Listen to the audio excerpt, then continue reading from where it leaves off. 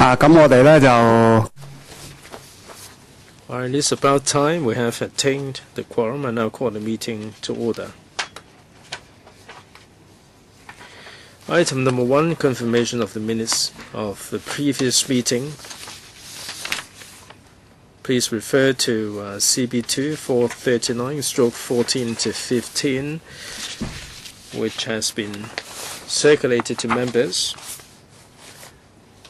I have received, as of now, no proposed amendments. Any comments? Can I take the minutes as confirmed? All right, the minutes are so confirmed. Yes, please. We have already started.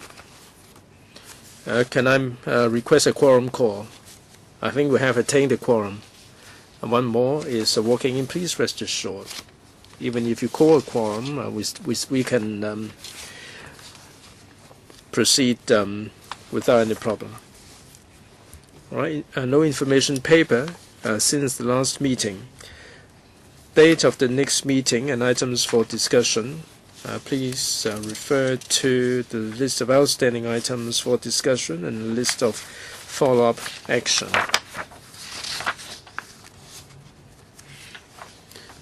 Ms. Chen Yunhan, Chairman. For the next meeting, I understand members are proposing 2 subcommittees be formed under the panel. The Secretary hasn't received anything. I asked the Secretary a moment ago. I think we do have the right condition for 2 committees to be formed. The first one is the extended working hours.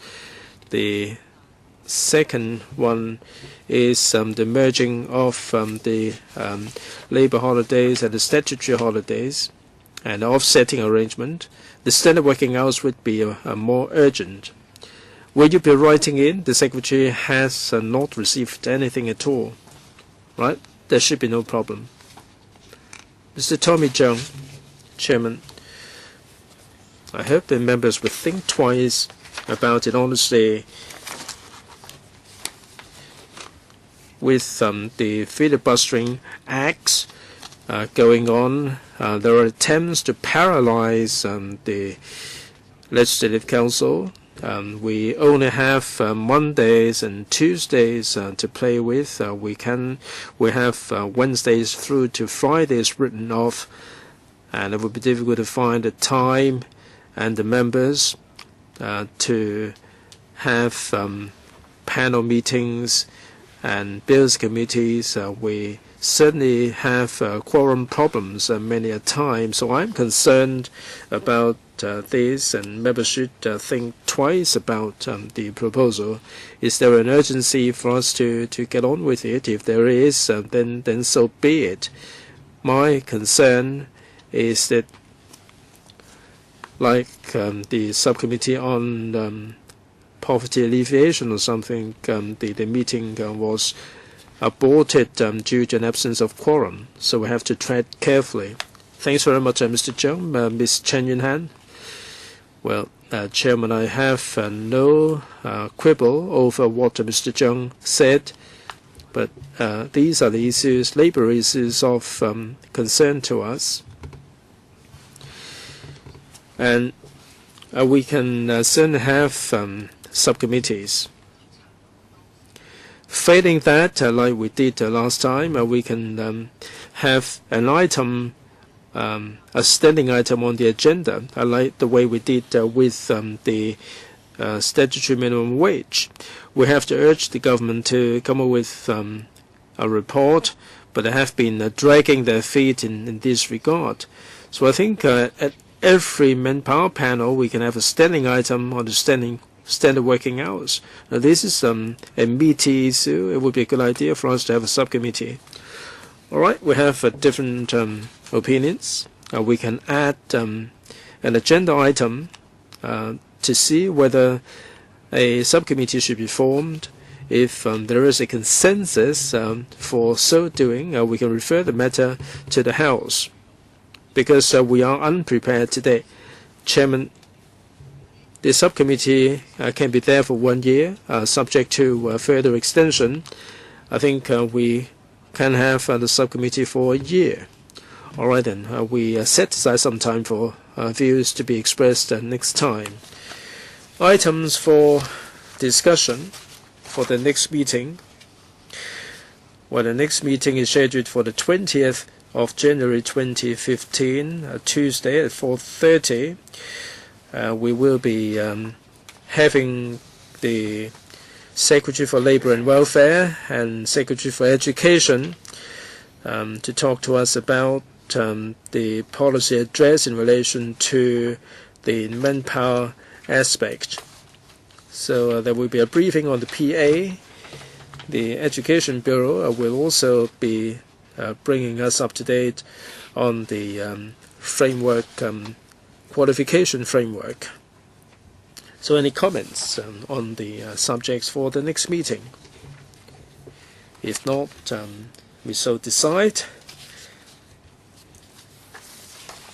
Shall we now invite the administration in, please, for today's items?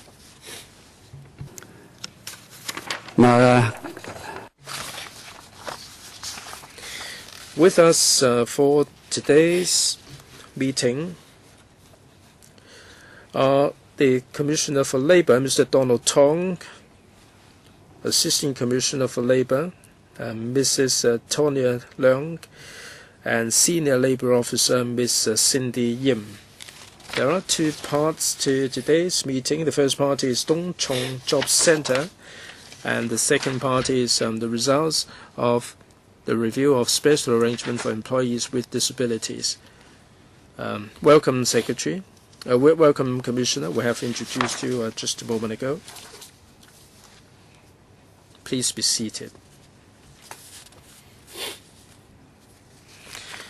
All right, then, shall we invite the administration to brief us on the paper, that's CP 2441/14-15(03). Yes, please, administration. Chairman, members, we have submitted a paper on the Tung Job Centre of the Labour Department. Perhaps I'd like to highlight some of the salient points for members' benefit. In order to enhance the employment services for those living in remote areas, we have provided a new job centre in Tung this year, which is located at the shopping centre of Yet Tung Estate. It is a strategically located centre, transport-wise. There are a lot of government housing estates there that would shorten the time taken for the job hunters to look for jobs, so they don't have to go all the way to Chun Wan and Tuen Mun for similar service. Like other job centres, the Tung Centre will provide a wide variety of services to the job seekers. We do have the interview rooms for mock interview to be conducted. We also have the multi-purpose rooms for sharing and for recruitment purposes. We also provide personalized counseling services.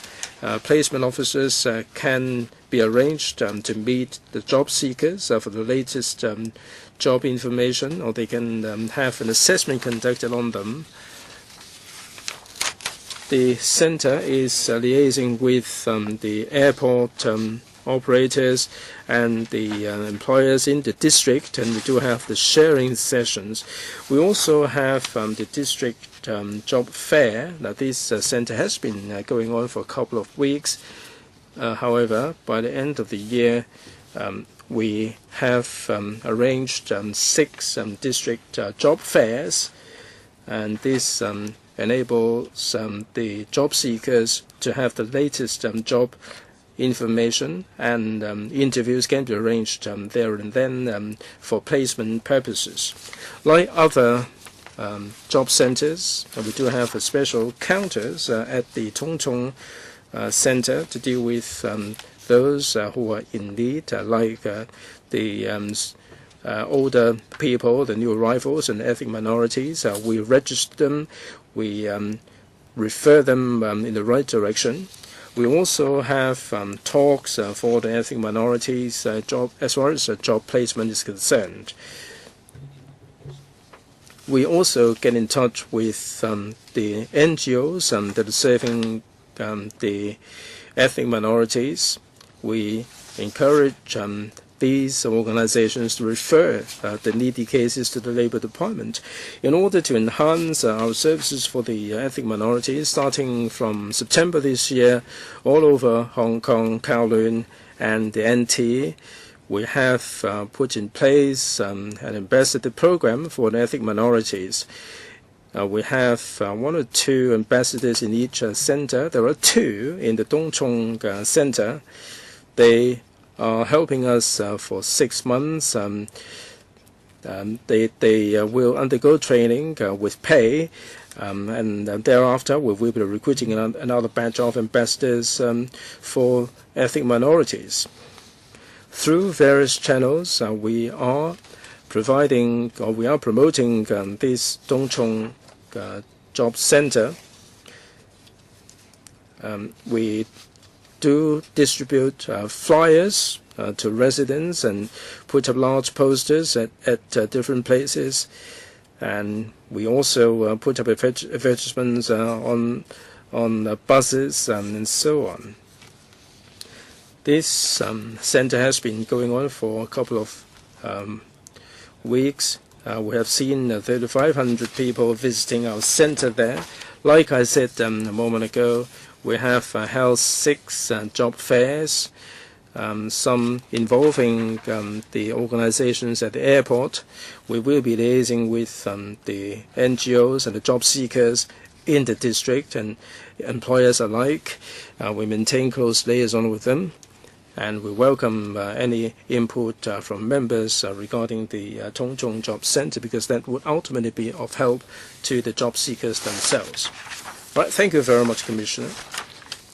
The Secretariat has prepared another paper to assist members, and that's CB2 441/14 to 15 bracket 04.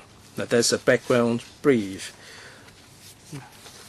Now according to the government paper, there are 12 job centers all over Hong Kong, but according to the Secretariat's paper, there are 13. Can you make the clarification, Commissioner?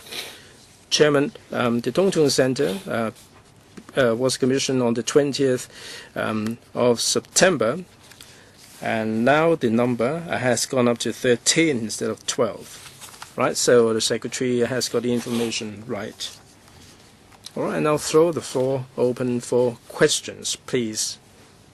Right now we have 2 members who wish to ask questions. 5 minutes each, please.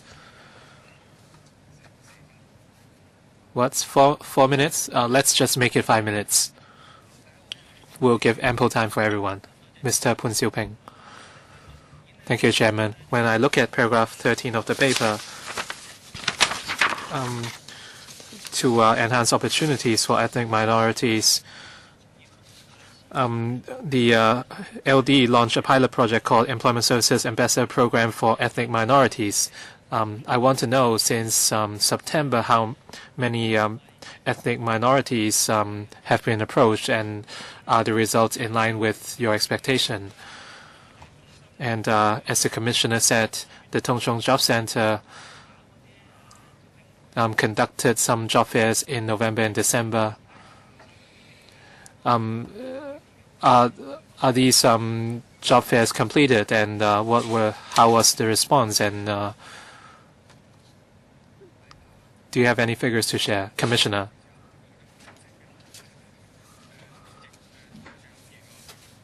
Chairman, thank you for the question from Mr. Poon.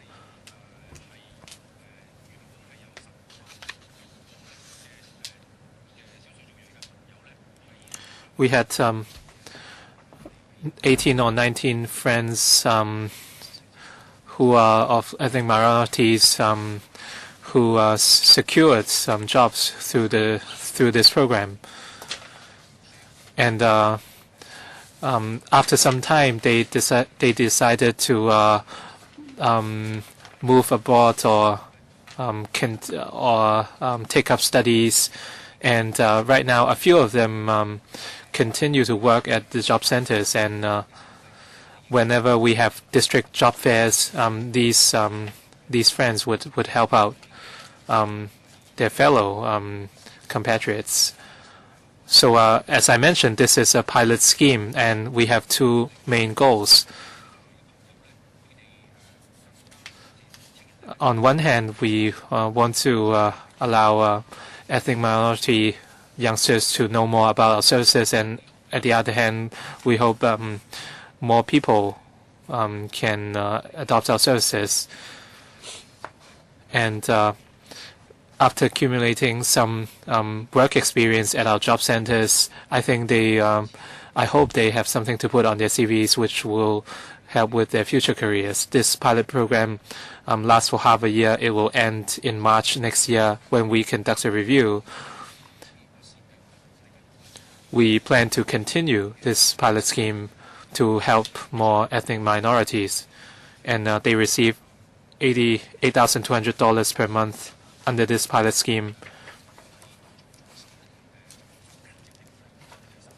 And for the Tung Job Center job fair, we held 4 job fairs, in fact, and by the end of this month, we will have 2 more sessions,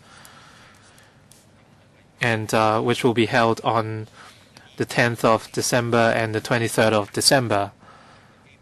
And the jobs would cover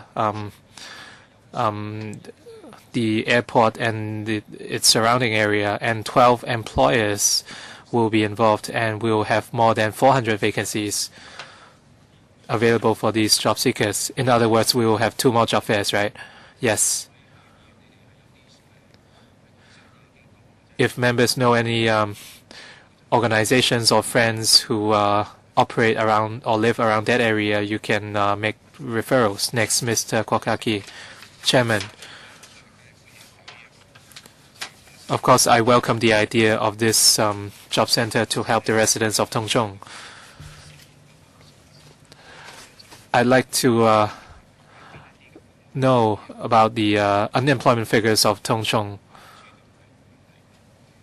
and which people would benefit from the Tung Chung Job Center. We have a lot of ethnic minorities and disadvantaged families. For instance, single-parent families and families with very young children. I think their employment requirements are different from that of other districts. The parents need to take care of their children, and as such, they might prefer part-time jobs in terms of full-time jobs. And for ethnic minorities, the task is even more challenging. They have to break the language barrier, and I see that the job center has organized a lot of activities, including job fairs or recruitment talks or training. I just want to know specifically what kind of talks or seminars were organized. Since we have a lot of people who are unable to work in this district, did you set any target for yourself? Right now, there are 267 attendants, and if some of them can make it, the figure would be lower. Did you set any specific targets for yourself? Thank you very much for the question. As of the 30th of November this year,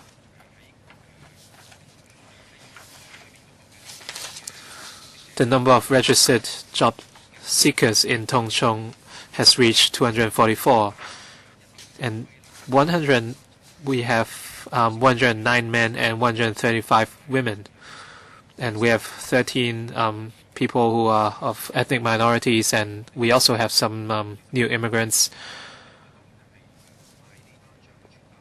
We continue to distribute flyers and pamphlets to the residents of Tung Chung, and more importantly, we maintain close communications with organizations who help new arrivals, because they have deep roots in the district, and we also work with a support center for ethnic minorities in the district, and we had a meeting with them, and we also had a meeting with the Women's Association of the Lantau Island earlier, and we will also meet the SKH service centers and other relevant organizations in the future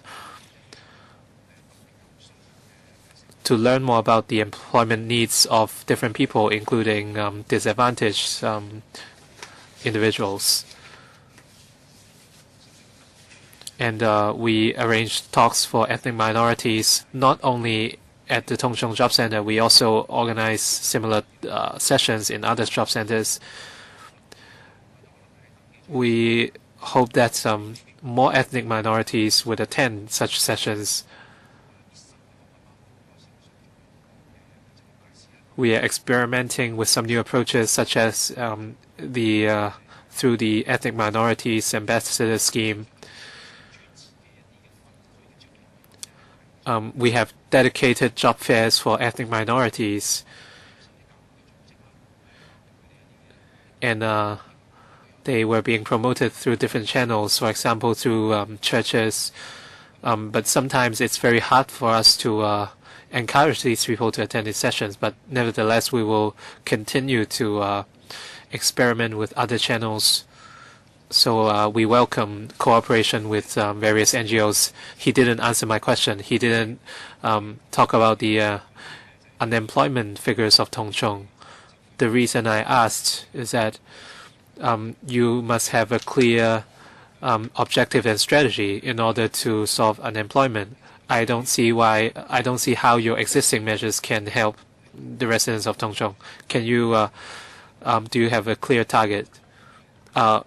Excuse me, I just missed something. The unemployment rate of Lantau Island is actually decreasing, and the latest figure is 3.1%, which is lower than the overall percentage of 3.3% in Hong Kong. Next, Mr. Teng Ka-Piu. Thank you, Chairman.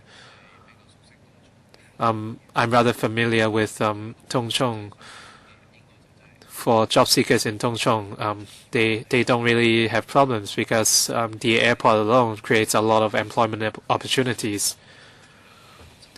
In order to increase life quality, entrepreneurship is equally important as job seeking. I hope you can look at it, look at a bigger picture. And there was a briefing session with other welfare bodies. And I just want to raise an issue today for people who work in Tung Chung or people who work in the airport.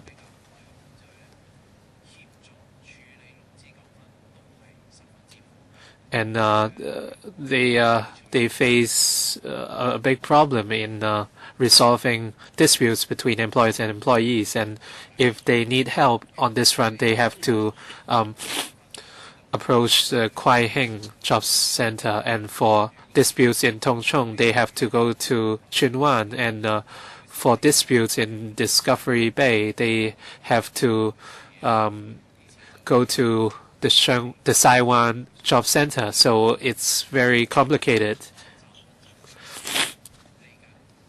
So I hope that later on you can provide better support to laborers in terms of resolving disputes between employers and employees, so that the workers don't have to run around for help. And for ethnic minorities, since the population in Tung Chung is not very big,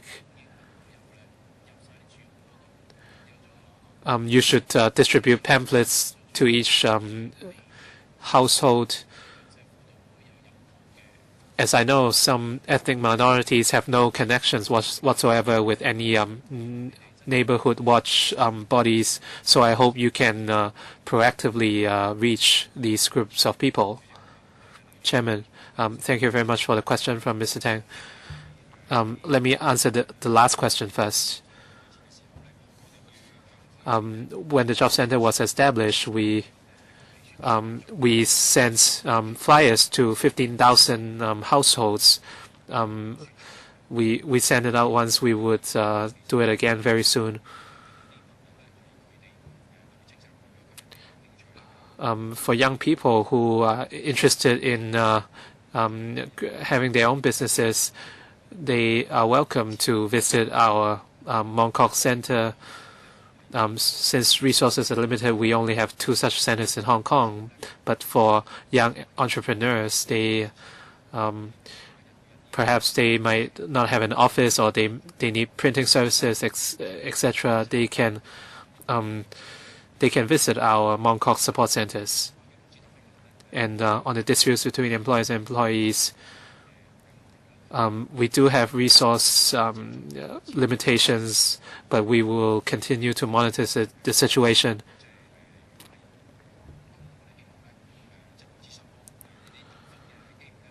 Of course, we don't.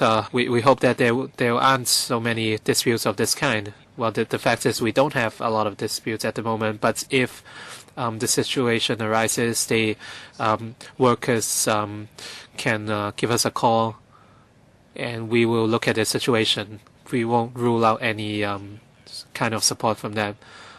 Well, it's great that you have paid attention to such disputes. I can tell you very surely that such disputes do exist in Tung.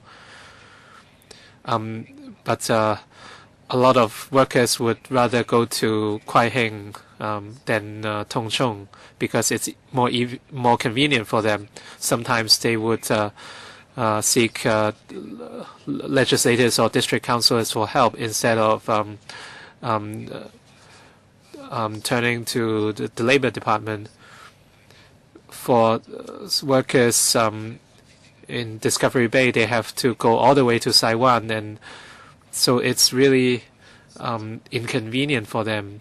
So if the support centers or job centers are so far from each other, it's very difficult for the workers. If you have concrete statistics, if we can prove that the demand is very high, the administration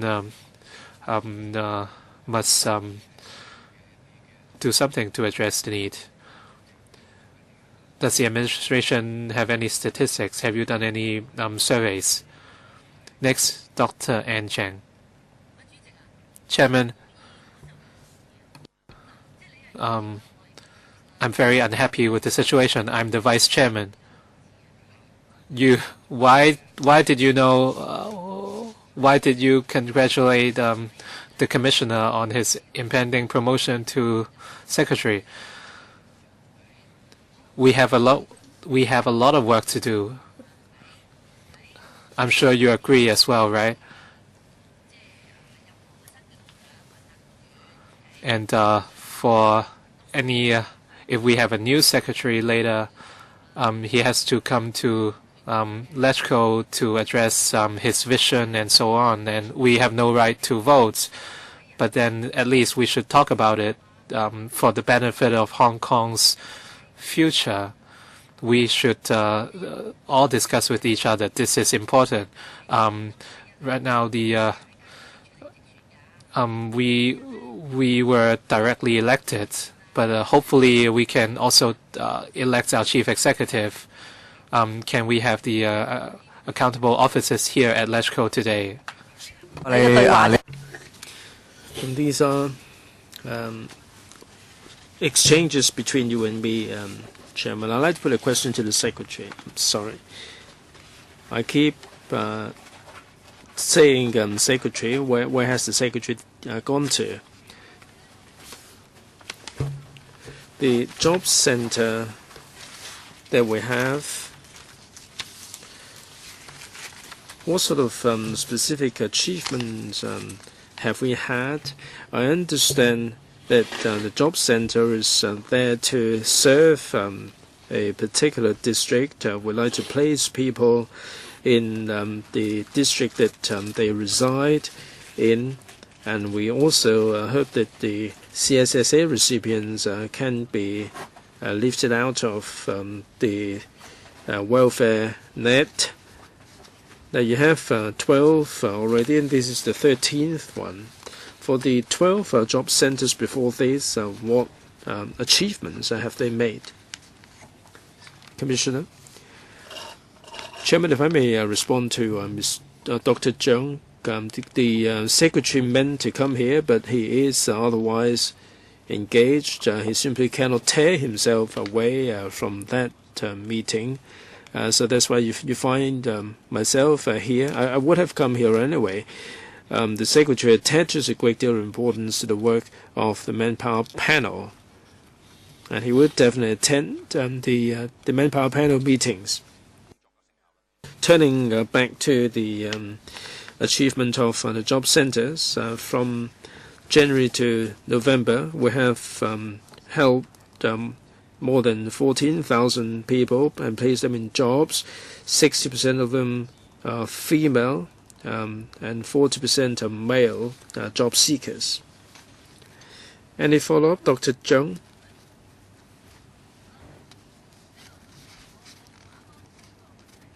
This is not what my question is all about.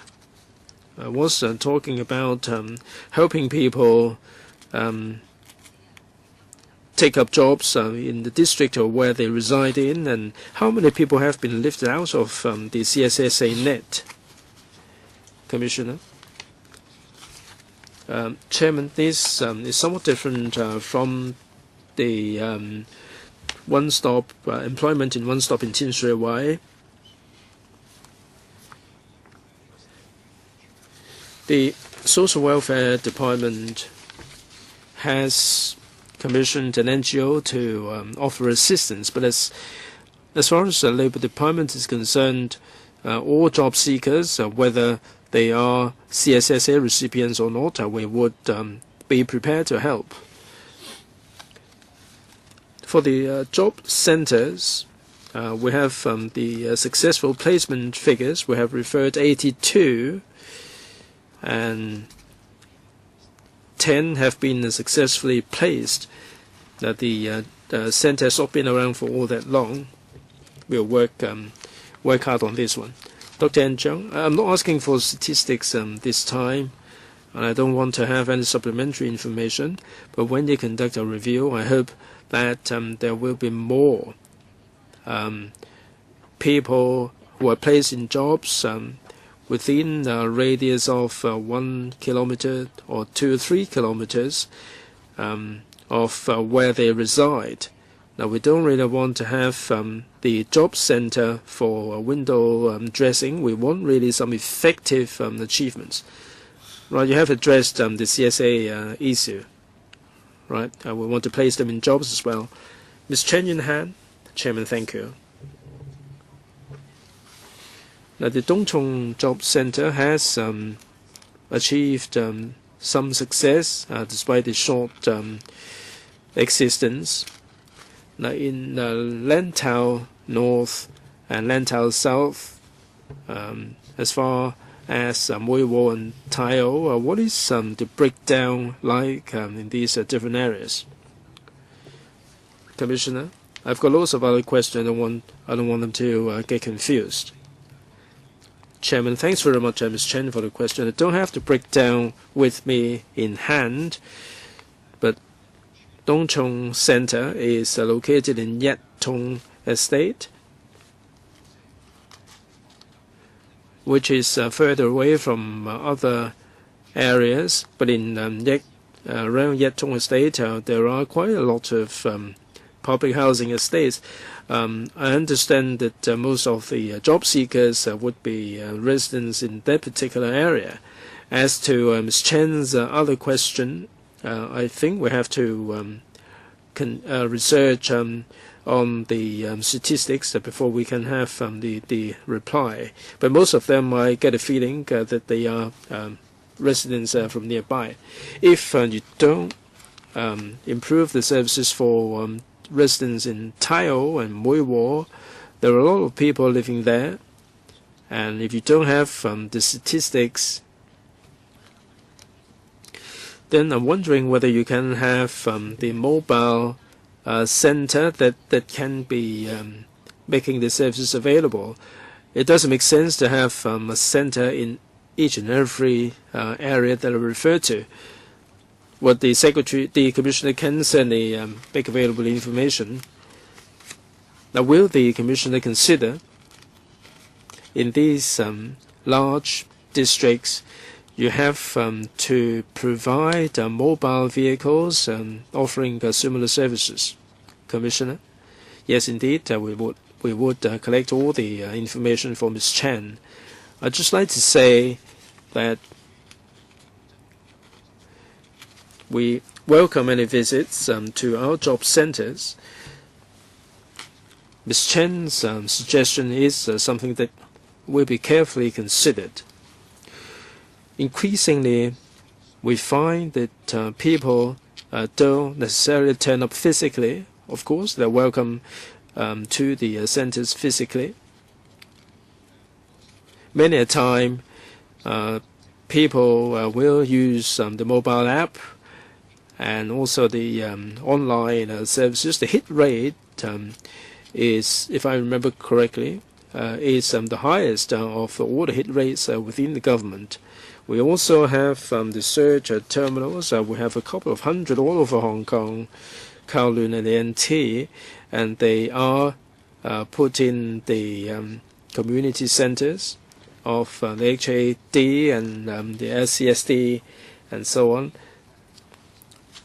They can make use of the terminal, and they can get hold of the job offerings, job openings in different districts and in different categories, and that would make it convenient for them. Ms. Chen. Chairman, there are so many people living in these remote areas, and they are from the disadvantaged background. I go hiking in these areas quite a lot, and I know these places quite well. I understand that the IT is all the rage these days, but not everybody knows about it. And the government is going to build a lot of infrastructure in Tung, and there can be a lot of ethnic minorities, people living there.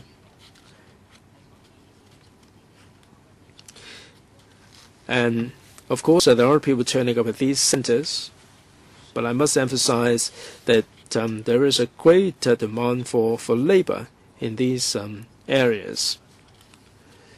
And there will be a lot of housing development in Dongchong, east and west. So many people will be moving in.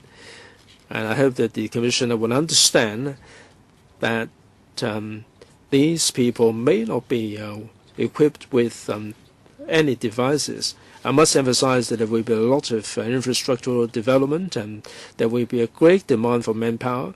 If you do a good job there, people don't have to travel all the way from other parts of Hong Kong. Commissioner, well, the idea of setting up the job center is to help the job seekers as well as the employers.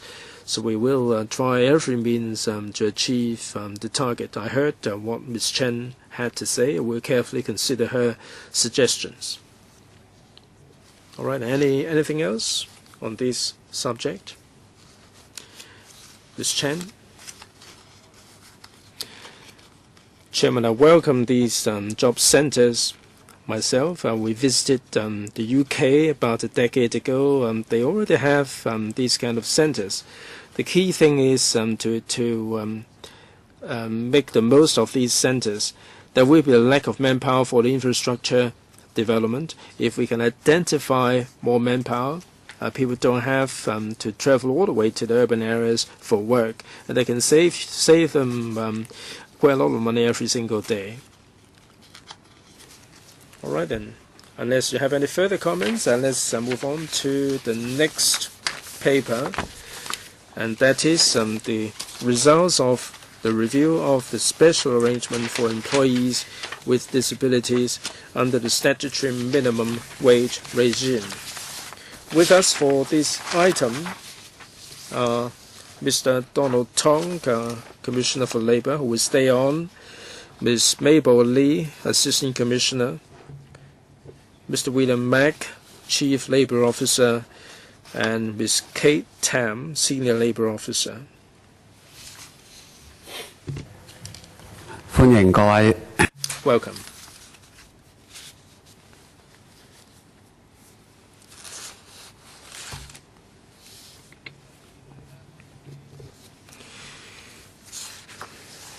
We have the paper provided by the administration, paper CB2 441/14 to 15 bracket 05. That's from the administration. To assist members' understanding, we have another paper, the background brief kindly put together by the Secretariat, CB2 441/14 to 15 bracket 06. Once again, I'd like to invite the administration to brief us on the paper, please. Commissioner. Chairman, thank you. Honourable members, we are reporting to members the findings of the review regarding the special arrangement for employees with disabilities under the SMW. Now, under the MWO, employees, able-bodied or otherwise, will be given protection, and there is a special arrangement for employees with disabilities, and their productivity level may be impaired, and they can choose to have an assessment, and they can be remunerated in accordance with the results of the assessment, which can be lower than the statutory minimum wage. But I must emphasize that the right lies with the employees themselves, not with the employers. Now, this special arrangement is in response to concerns in the community that some employees with disabilities may face employment difficulties because of the introduction of the statutory minimum wage. This will offer protection to their wages, and at the same time, this will enable them to continue in employment. We have made the undertaking that a review will be undertaken comprehensively. The review has been completed from the 1st of May 2011, when the MWO was introduced, through to the 30th of June. We have covered 389 cases. I will highlight 7 different areas regarding the results. The first one is the assessment mechanism. Different stakeholders did offer different views regarding the assessment mechanism. Some said that the number of employees with disabilities is low, and the mechanism should be dispensed with, and employees with disabilities should be exempted from the MWO. Whereas other people said that we should not be looking at the number of assessments alone. We have already looked at the assessment cases, and some employer organizations and so on, they won't feel that the mechanism is appropriate and it is user-friendly, and it will enable the employees with disabilities to keep their jobs. 平衡 And the existing mechanism can balance the interests of the employees, and as such, we should retain the existing mechanism. And assessment methodology and procedures. And under our ordinance and the annexes, the procedures and methods have been laid out. And they were formulated by the administration and the relevant organizations, and the consensus is that they shouldn't be too complicated, and the various organizations find the existing procedures and methods appropriate, and as such, we should retain these procedures and methods. We shouldn't make them too complicated, or else the assessment will become very inflexible and affects the interests of the employees with disabilities. And on the appeal and review mechanism,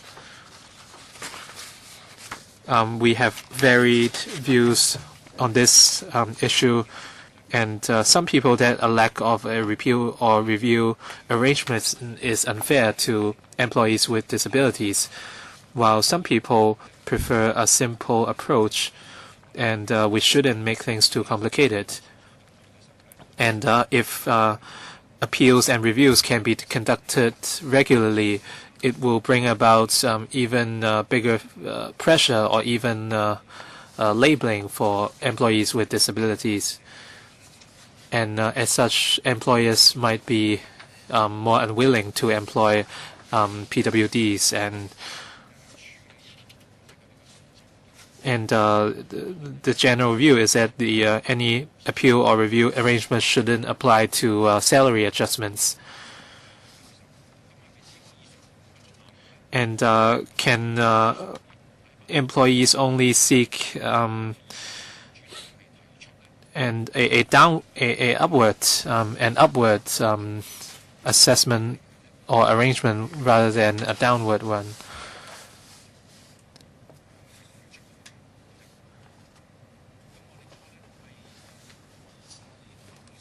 And having considered all the factors, we should retain the existing mechanism and not have an appeal or review arrangement, and approved assessors. And for most employees and employers who have received assessment services, they are satisfied with the performances of assessors. We have not received any complaints. And fifth, the trial period of employment, and under the existing mechanism, PWDs can enjoy a maximum 4 weeks trial period of employment, and after that they can receive an assessment according to their preference. And the experience told us that the length of the trial period has no direct correlation with the experience of these employees, and the existing arrangement of a 4-week trial period is appropriate. And sixth, transitional arrangement.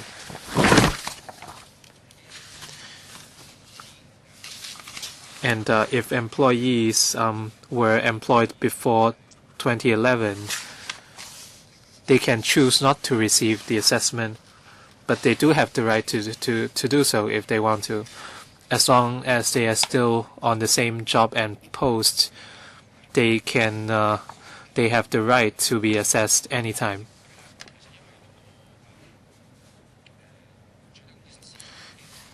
And since minimum wage has been in place for a few years, most employees have already been assessed, but we still prefer keeping this transitional arrangement to cater for the small amounts of employees with disabilities. And seventh, exemptions under the Disability Discrimination Ordinance, or DDO.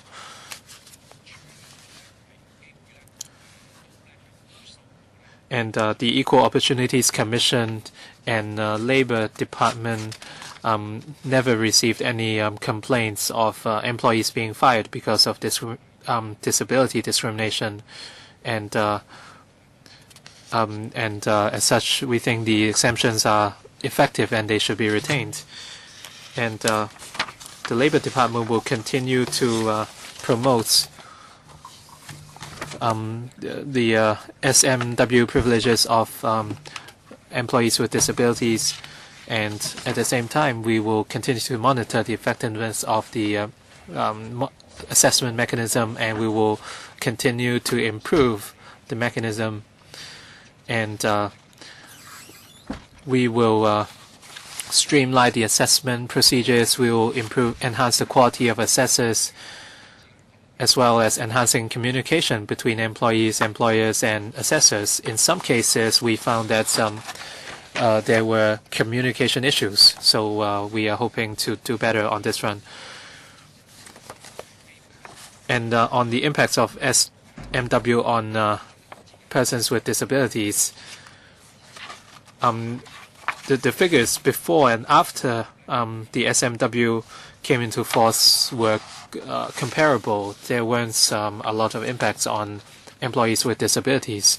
Today we focus on the review of the special arrangement for employees with disabilities under the SMW regime.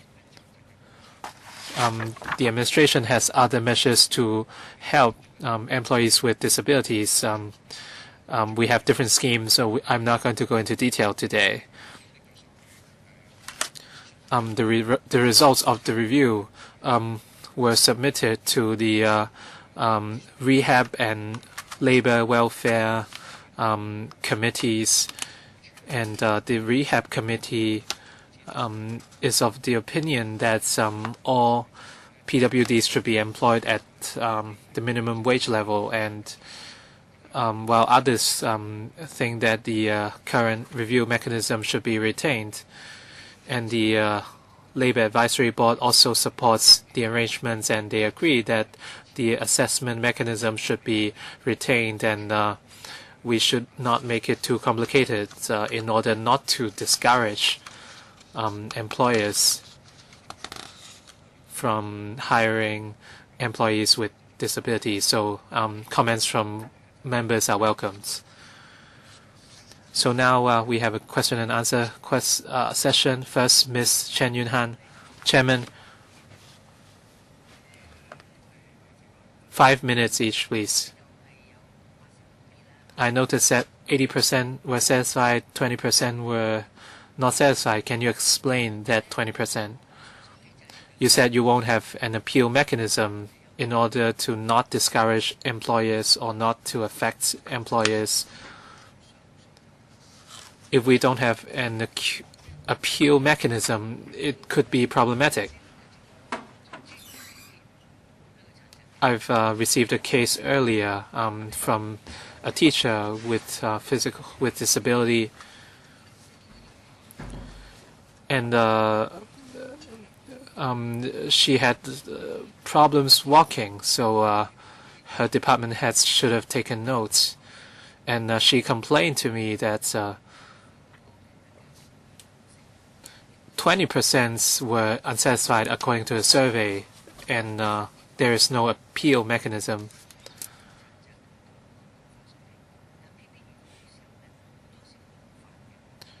And I won't give any names. It's a big organization, a big public organization. And since there's no mechanism for them to make complaints, they have to ask for our help. So my question is, what do you do with those 20% who are not satisfied? Have you done any surveys? Commissioner, please. Thank you very much for the question from Ms. Chen. And for those 20% of the employees, they are mainly unhappy with the results of the assessment, and that the results didn't meet their expectations. Those 20% of the employees have high regards of themselves, and the assessment results showed otherwise, and as such they were unhappy. After receiving assessments, some employees are not happy with the level of salaries, and the salaries are inadequate to cover their daily expenses. And some employees also feel that the assessment results could not reflect their productivities. So these were the main results. So of course we always try to improve, but at this point, around 20% of the respondents were unhappy with the assessment results. How about the appeal mechanism and complaints channels? As I mentioned, if we revise the mechanism, we would run into some operational constraints or problems.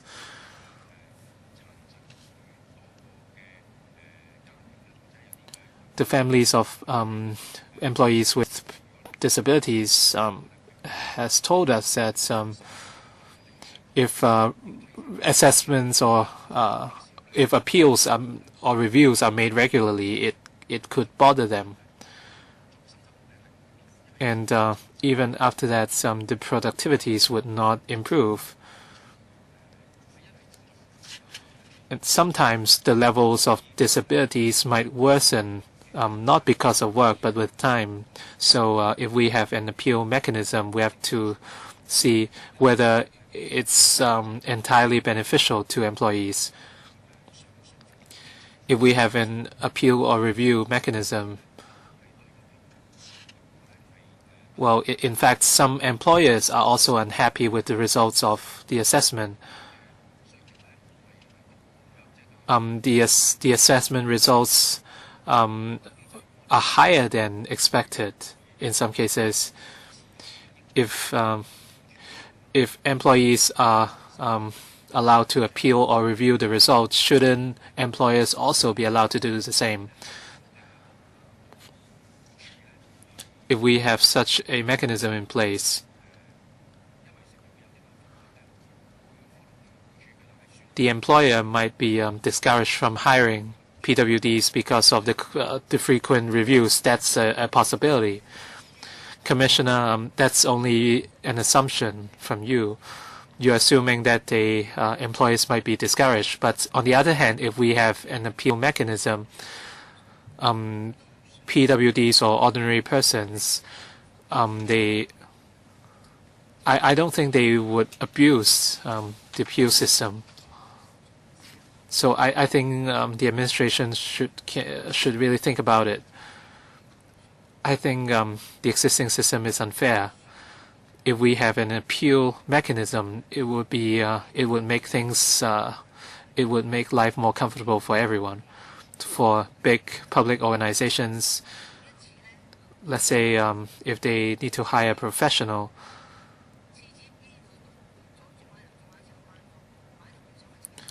PWDs have to turn many corners before they reach the classroom, and as such they might be disillusioned. And so let's be sensible. People would use this system sensibly. Ms. Chan, you can wait for the second round. Time's up for this round. Mr. Poon Siu Ping. Thank you, Chairman. I want to know more on the distribution listed in Annex 2 of the paper. Under paragraph 5, the educational level of employees from primary 6 to secondary 7, and there's a bracket called others. I'm not sure what others refer to. And in number 8, total number of employees engaged by employers. And for 1 to 9 persons or 10 to 29 persons, that's where the majority falls. And for other categories, it's relatively minor. So what's the can you explain the results? And category of employment of employees, there are more private, there are less from the private organizations. Is it the case if they don't have a good enough understanding of the scheme? Commissioner, thanks very much for the question, Mr. Poon. I must emphasize that this scheme is intended for the employees with disabilities who joined after the MWO was in place.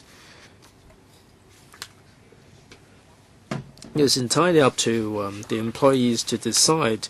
In other words, after the MWO, if the employers are offering the statutory minimum wage, or if the employees don't have the choice, then there's another question altogether. The statistics quoted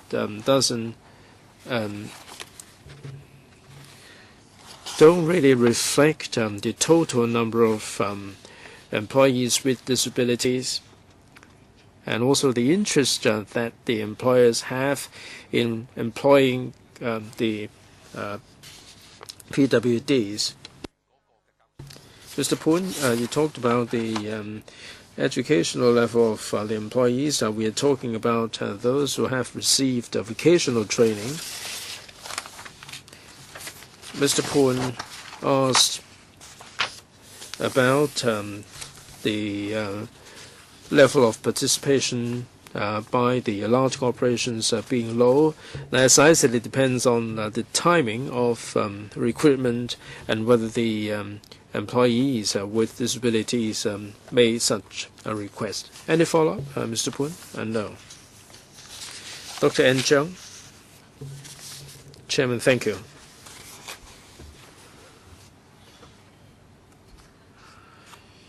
Well, in Hong Kong, the Labour Department and the welfare organizations are looking after the employees with disabilities pretty well. Now, this assessment mechanism has been going on for a couple of years without too many complaints. However, there are suggestions that the existing assessment mechanism is rather too complicated, although it is functioning smoothly. My question is there any room for the assessment mechanism to be streamlined in some ways? Commissioner.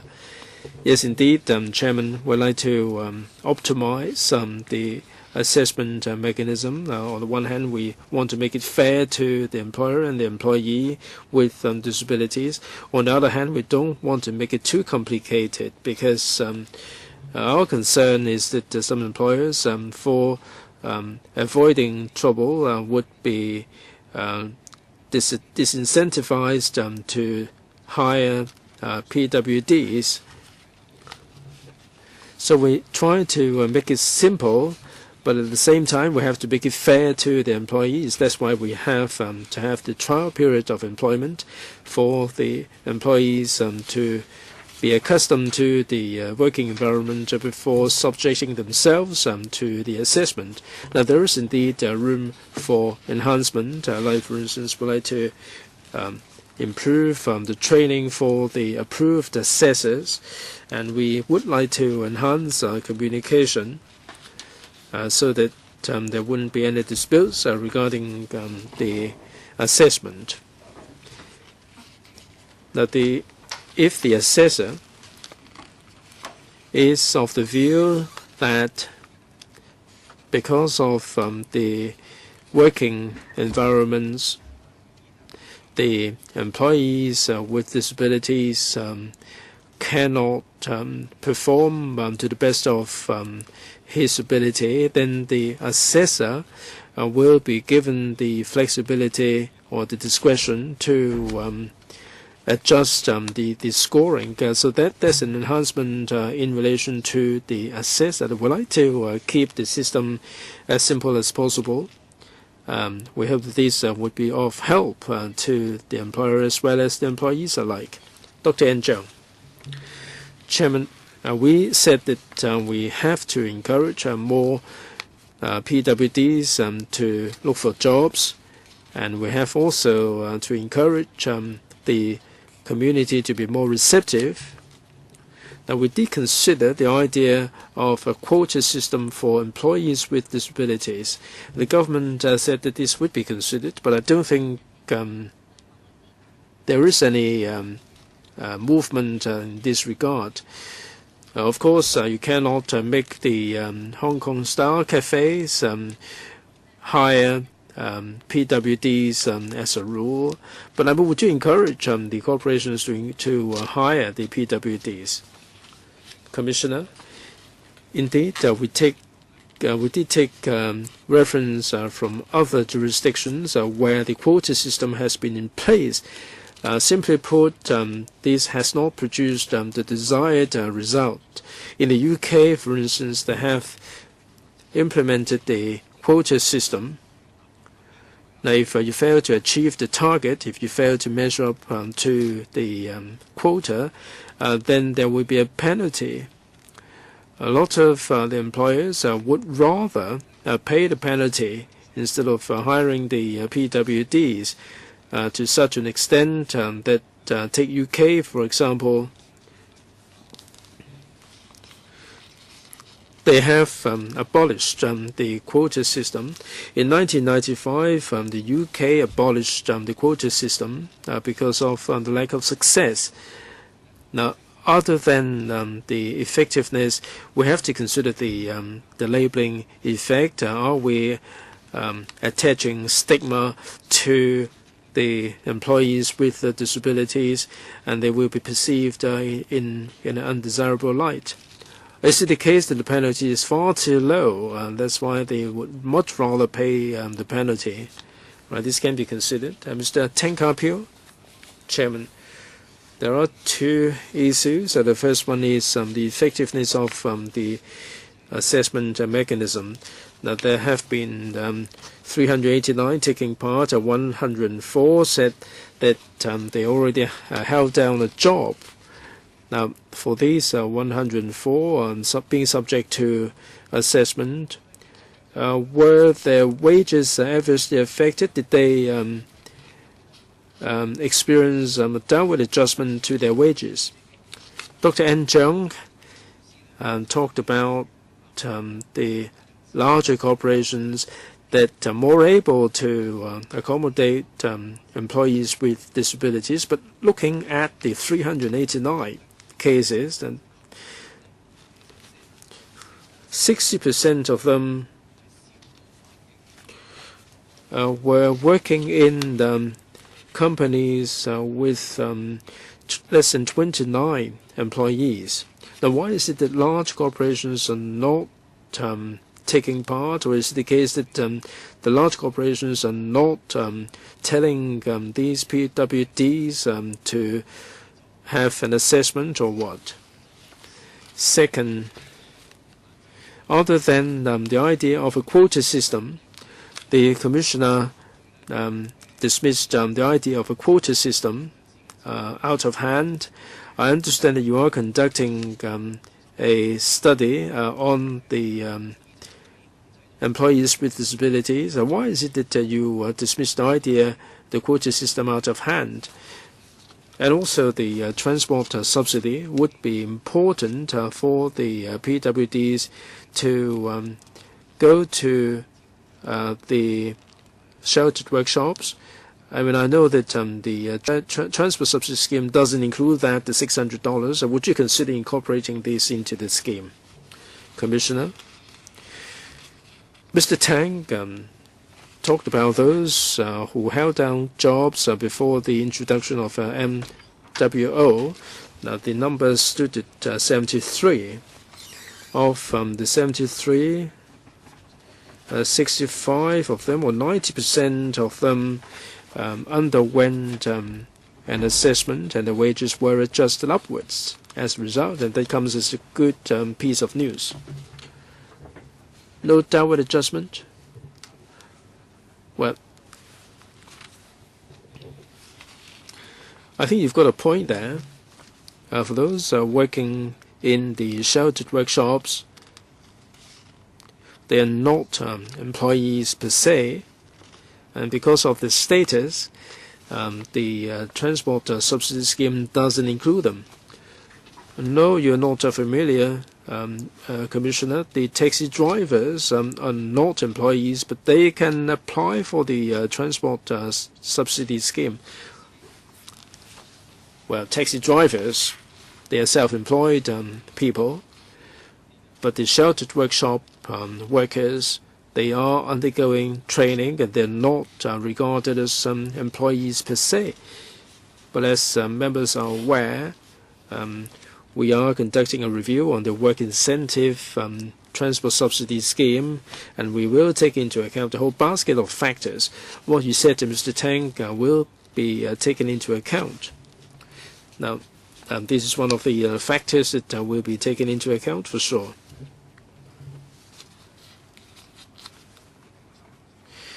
of the 389 cases, the sizes of the companies may give rise to a wrong perception. These 389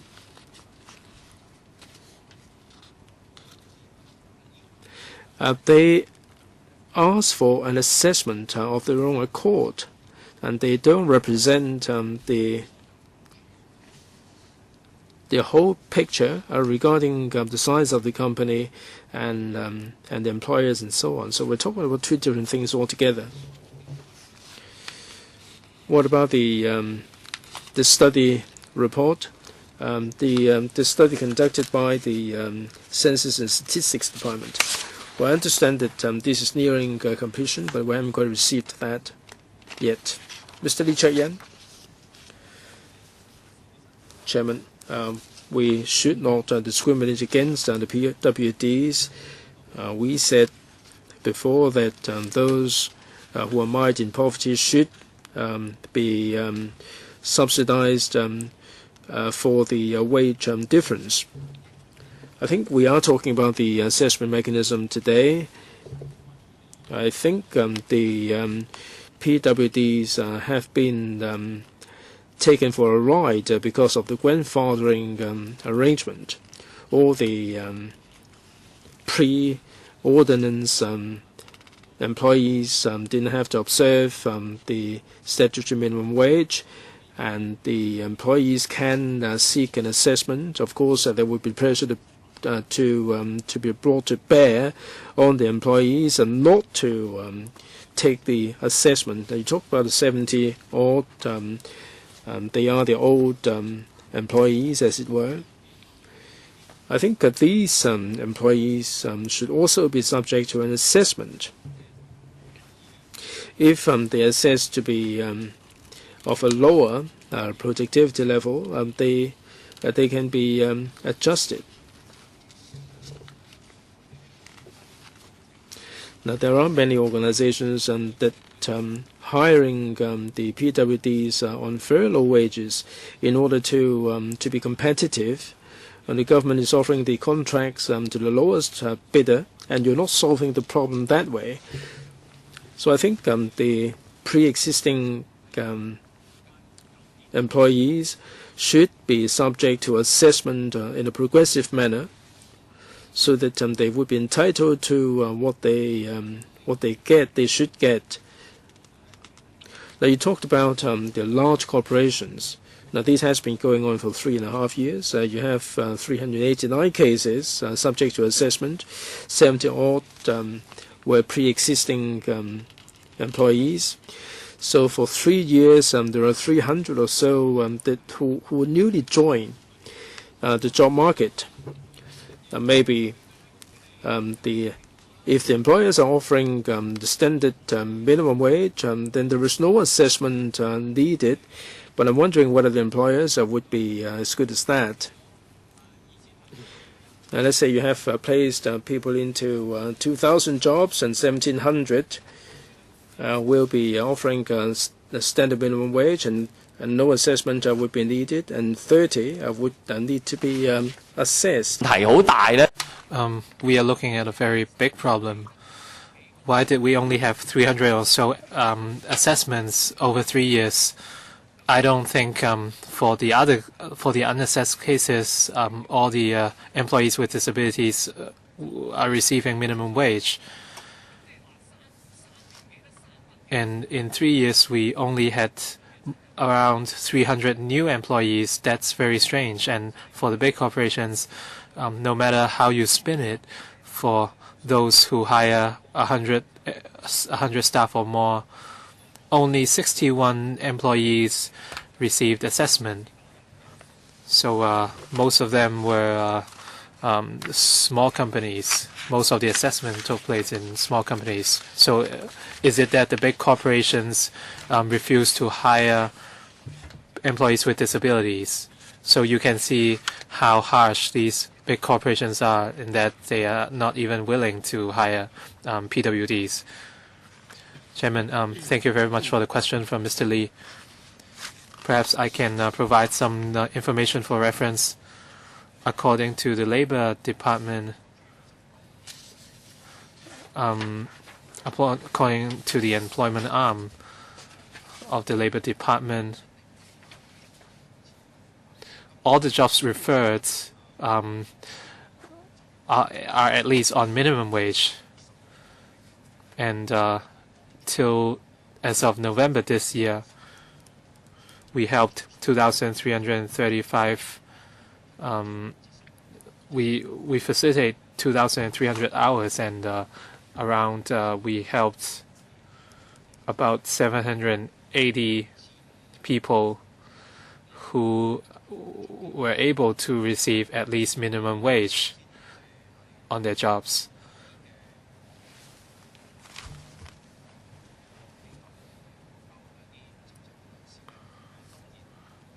We've discussed with a lot of organizations who work with PWDs. Some people told us that they prefer to keep the existing mechanism, so the employee has a choice. The assessment mechanism is not completely rigid. For the same employer,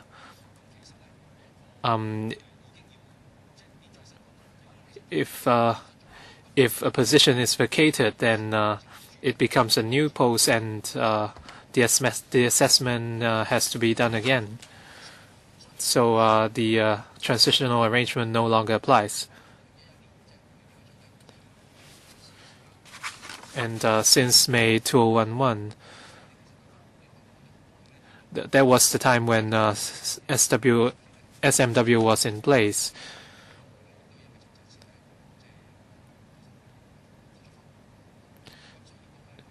And a lot of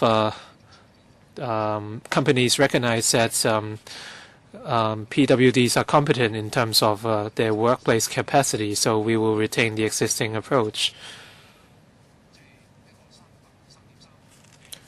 Right now, the unemployment rate is at 3.3%, and we have more demand than supply, and as such, job seekers have a choice. And if employees with disabilities would prefer to keep their existing arrangement, then we should give them the choice, and that's why we have the transitional arrangement.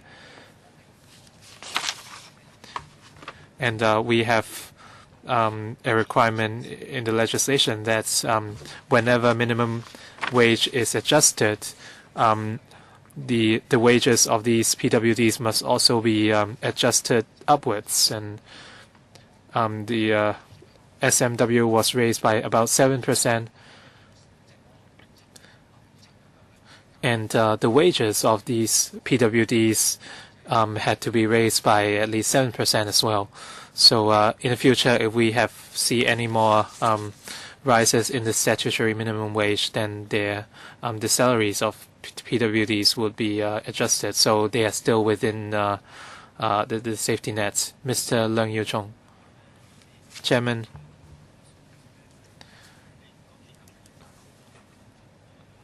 and of the 300 or so employees assessed, how many do you have figures of the assessed employees?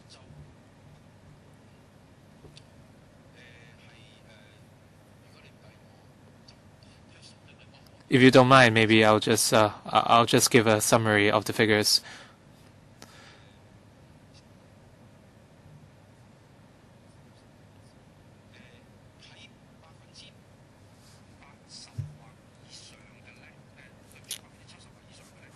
For those 70% or above, we have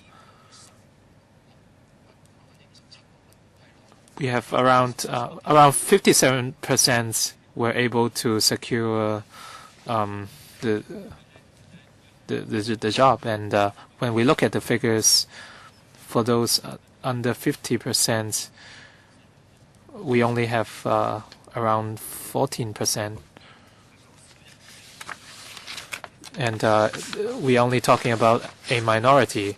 As Mr. Lee Cheng-yan said, when we discussed minimum wage, we talked about a subsidy system until the wage meets the minimum wage. Minimum wage should be equal in principle, and it serves to secure a minimum level of quality of life for those who cannot receive minimum wage. We are not talking about a lot of people. Well, perhaps they are on 70 or 80% of the minimum wage. It doesn't cost the government too much to provide a subsidy. Can the government consider this suggestion? Commissioner,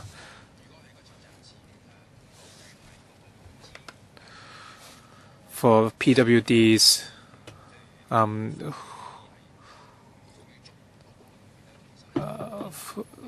for those who cannot receive CSSA, they can receive subsidies through our other social welfare programs, and pending the legislature's approval, we hope that this is our existing mechanism is a more effective measure. If we are to use subsidy, then it's a policy issue. So at this moment, the administration has no plans to give out grants. But it doesn't mean that we do not see the need to support these PWDs. Hopefully, the grant is approved. Of course, I know it's not yet passed, so that's why I asked that question. And through this review, it doesn't cost much for the governments. And why can't you ensure an equal footing for our employees? If you talk about CSSA, it's something else entirely. Even if you use the community care fund or something like that, it's against the basic principle of statutory minimum wage, which is to ensure a basic level of living for everyone. And that's why we have this whole idea of minimum wage. If you didn't have it before, that's okay. But in the future, can you review and consider the possibility? It will be very difficult.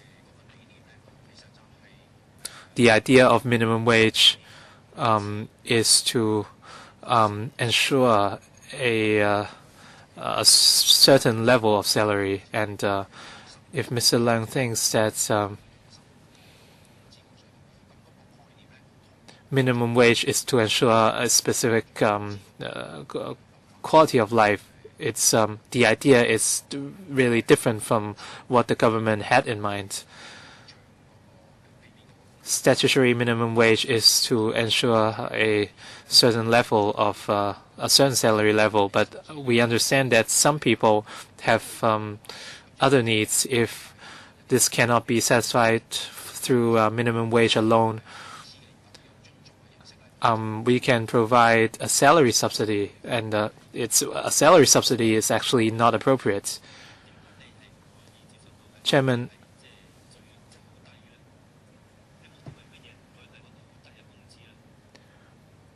why don't you accept the fact that some salaries are really way too low, and minimum wage is to ensure a specific quality of life, and it doesn't really make sense. It doesn't really explain why you don't want to see the low salaries. You have anything to add? This is a very big issue. Mr. Leung Kwok-hong.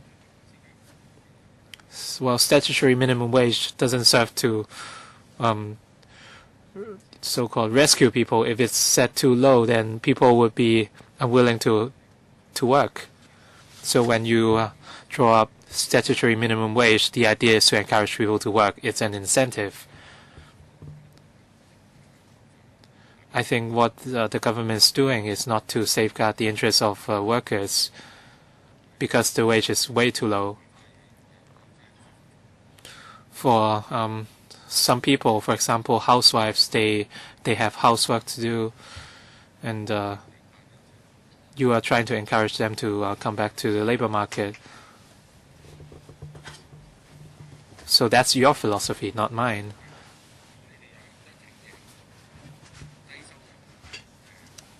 If you have some sort of low-income protection,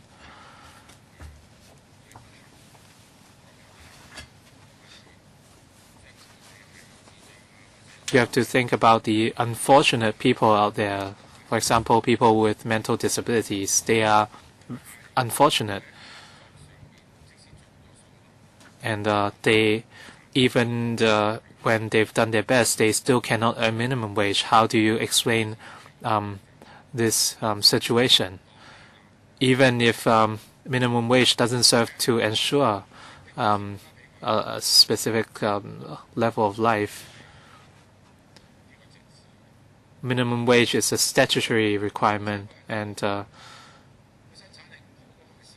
if a company hires someone who is not productive, then they have to then they would lose out.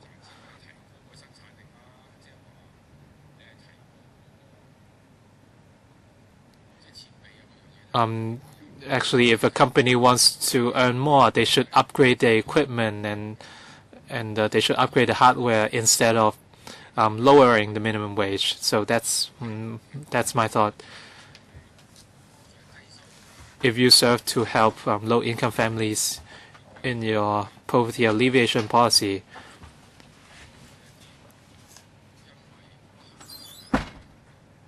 why aren't you helping those who cannot make minimum wage because of some physical constraints under the wage policy? You can give tax rebates, you can give subsidies. If you are turning to LIFA or WITS, you are just going around in circles. You are just transferring money from your left pocket to the right, and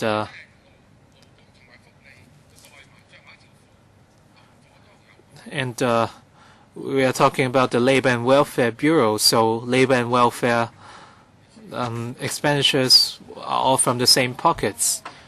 We are talking about labor and a labor issue as well as a welfare issue.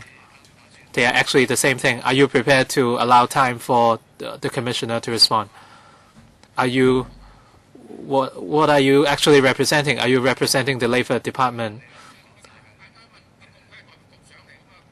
Is he representing the Secretary or representing the Labor Department? Are you going to allow time for him to respond? Commissioner, please. Thanks very much, Chairman. The Labour Department is under the ambit of the LWB. Well, please tell Matthew Chung that you're merely looking at it from the Labour Department's point of view. You're not looking at the welfare perspective.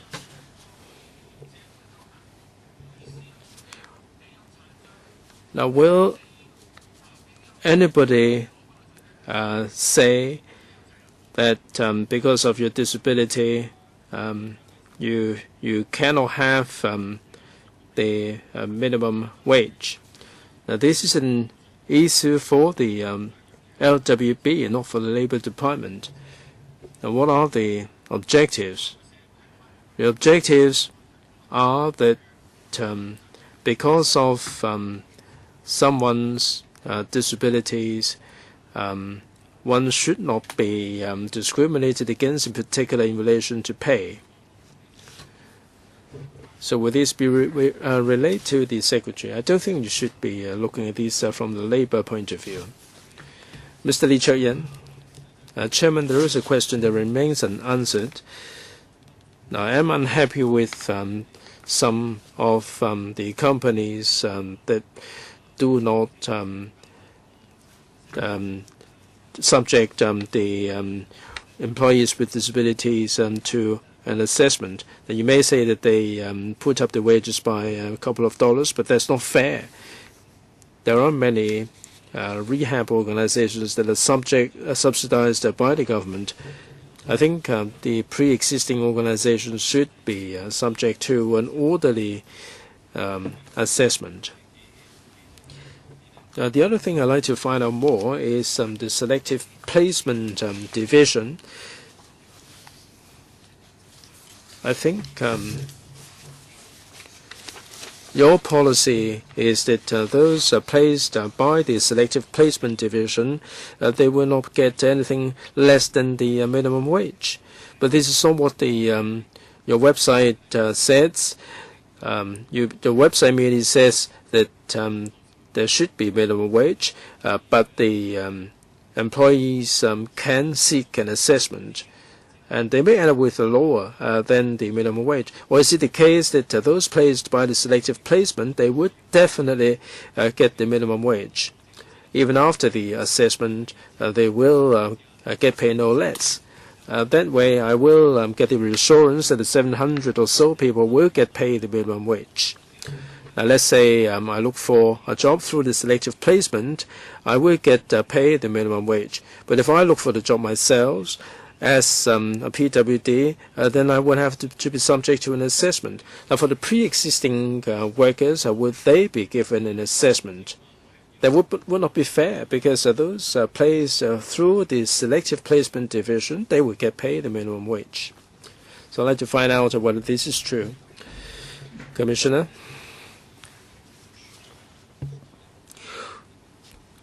Well, for job openings placed with the Labor Department, we have to make sure that the pay will be no less than the minimum wage. That's the starting point. We have 3.7 million people in the workforce. Not all of them come through the Labor Department. So those receiving an assessment, they were not referred by the Labor Department. And with regard to PWDs, they suffer from varying degrees of disabilities. Some, for instance, may be suffering from a hearing impairment, but they would be perfectly capable of doing things that do not require perfect hearing. So I don't think we should have any stigma attached to the employees with disabilities. Pre-existing workers. Yes, Chairman, for the pre-existing workers, we heard what Mr. Lee said.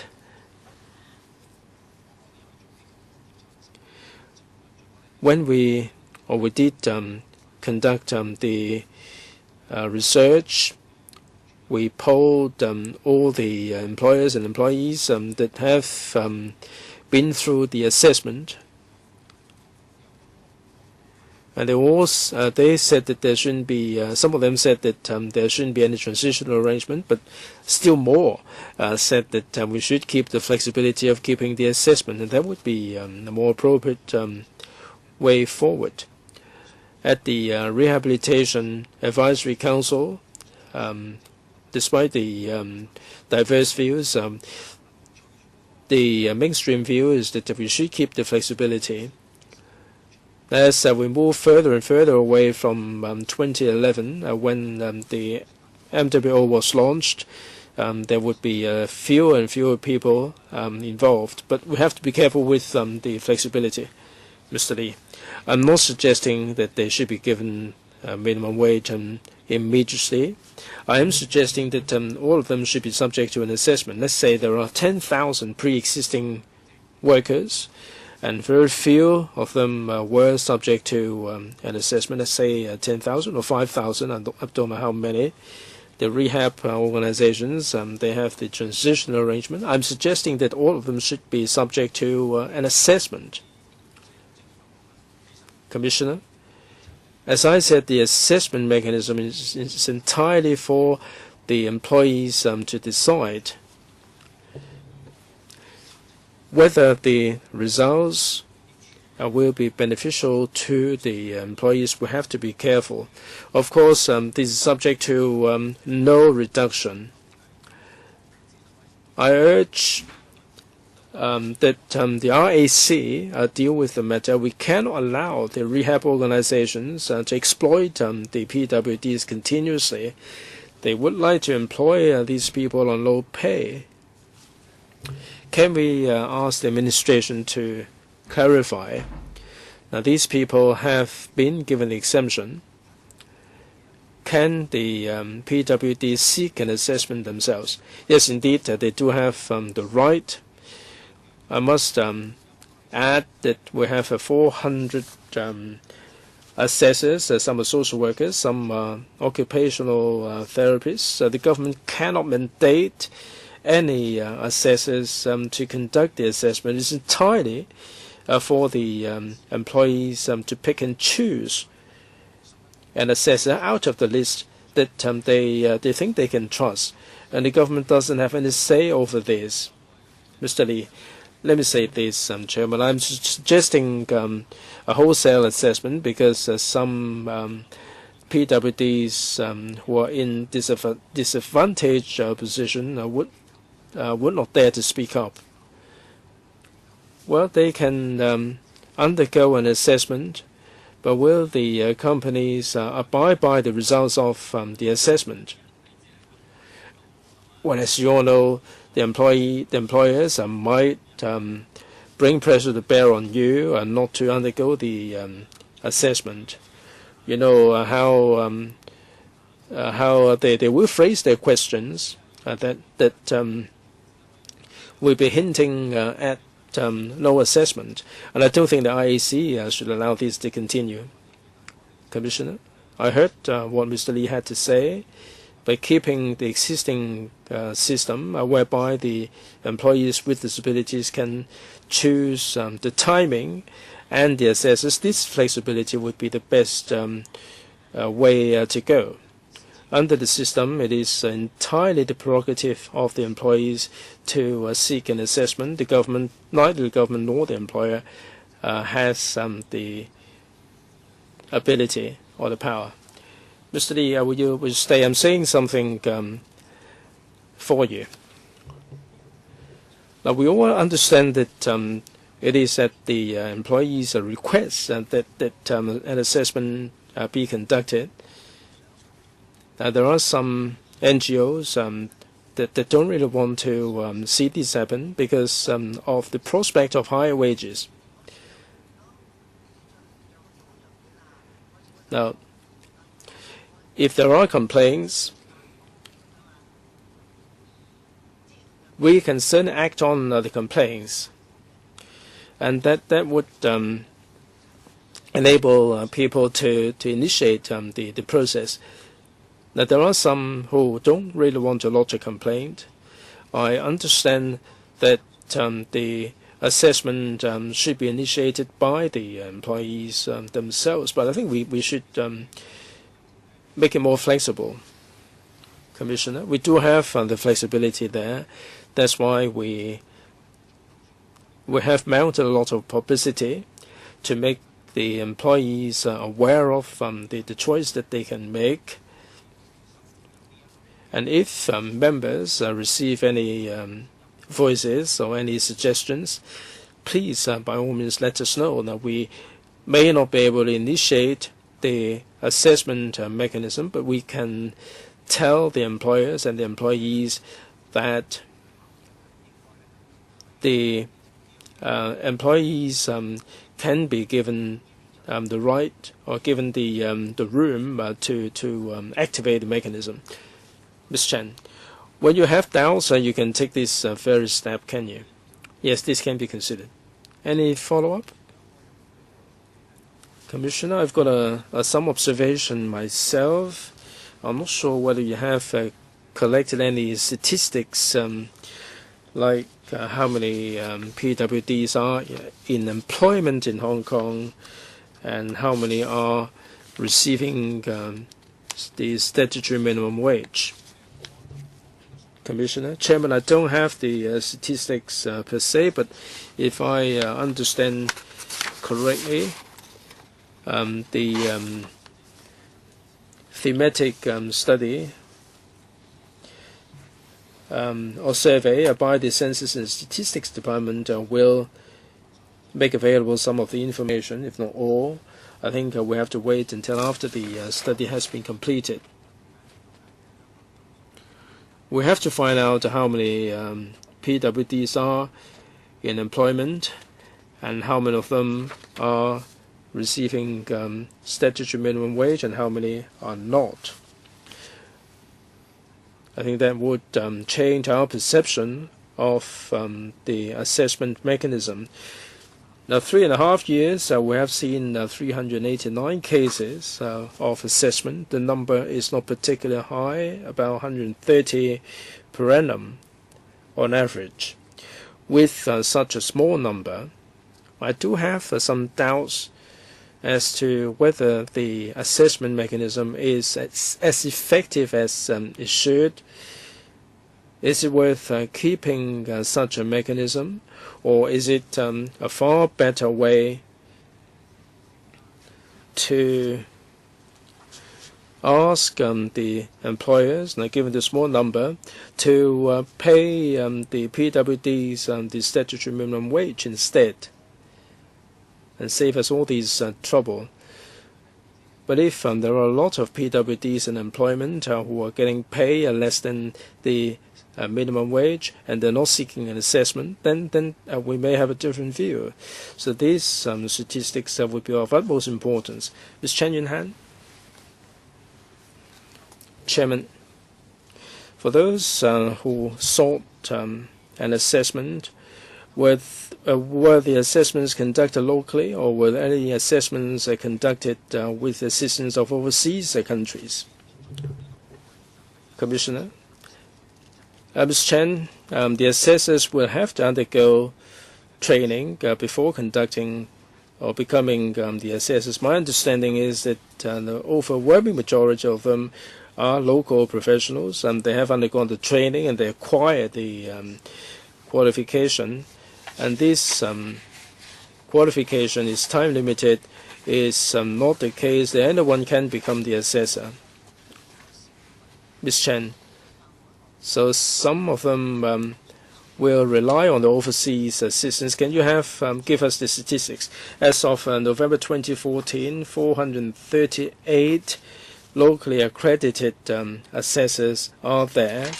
They were accredited in accordance with the local system. I must say all of them are local assessors. All right, all of them. Thank you. Thanks very much. Okay, any further views? Any other business? We don't have any other business, so meeting adjourned. Thank you very much for attending.